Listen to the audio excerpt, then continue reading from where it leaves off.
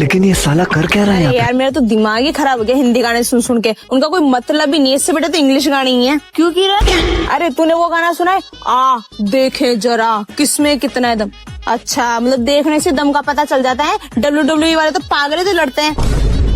अरे यार तूने वो वाला गाना सुना है, मैंने तेरा नाम दिल रख दिया। अब उसका नाम क्या पहले गोबर टिट्टी था, तू बदल के दिल रख दिया। और नहीं तो क्या। और तूने वो वाला गाना सुना है, दिल पे पत्थर रख के मुंह पे मेकअप कर लिया। अच्छा अगर वो दिल पे पत्थर रखेगी तो वो मर नहीं जाएगी। और नहीं तो क्या। तूने वो गाना सुना है, सुबह से लेके शाम तक, शाम से लेके रात तक, रात से लेके सुबह तक तुझे प्यार करूं, तो दिहाड़ी पे क्या उसका बाप जाएगा? और नहीं तो क्या। तू सही बोल रही है। और तूने वो वाला गाना सुना है, पीले पीले मुझको शराब बन जाऊंगी। अच्छा मतलब वो कंपनी वाले तो पागल है, तो शराब बनाकर बेच रहे हैं, यही बन रही शराब। और नहीं तो क्या। तूने वो गाना सुना है, आज फिर जीने की तमन्ना, तो पहले क्या उसको मरने की तमन्ना थी?